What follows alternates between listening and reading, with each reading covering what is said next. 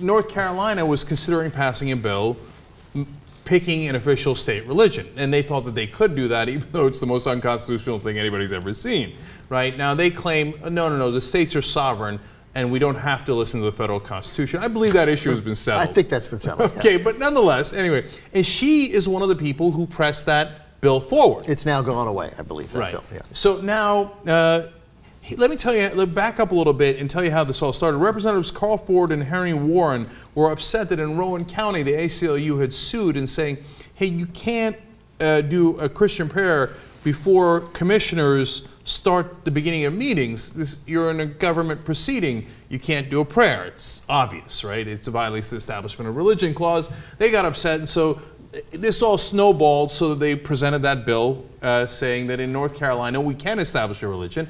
And then we did a segment on the Young Turks where we had brackets, and we thought, let's help them pick the religion. And look, hey, tough luck. It was a sad day. I mean, Christianity was the #1 seed, and they got to the finals. Yeah. Nothing to be ashamed of. Right, and we wanted to be clear on that. Christianity, we meant Protestant evangelical. Catholics were a 2 seed. They had a shot in it, but it turned out it was the Jews. The Jews won. So North Carolina obviously will have to all convert to Judaism. So that's been decided, but apparently they're not that happy with that.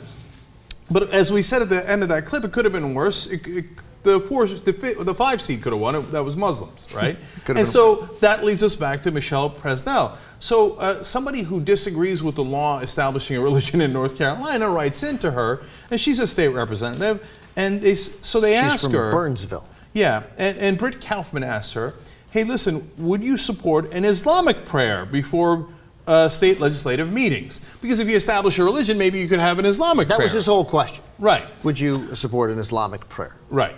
And her answer is, quote, no, I don't condone terrorism. No, wait a minute. We're talking about prayer. Yeah, right? Prayer. Okay, but isn't that awesome? I don't think that she's being malicious. No. I think she really thinks, what do you mean? Muslims, they're all terrorists. I mean, the number of really simple-minded, ignorant state legislators in this country, to say nothing of members of Congress, but it's staggering. I mean, you don't have to be the brightest kid in the class. And by the way, plenty of kids who weren't the brightest kid in the class go on to do great things in politics. But this woman, that's not a thinker. That's not a person who has any sort of significant thought about progress in this country in any way. Would you do Islamic prayer? No, I do not condone terrorism. What are you, 9? That's unbelievable. All right. Then she says, quote, we just need to start taking a stand on our religious freedom or it'll be whisked away from us. You just said that a Muslim prayer would be terrorism. So I think that you've missed a couple of things. Yeah. Okay, the irony of this is awesome.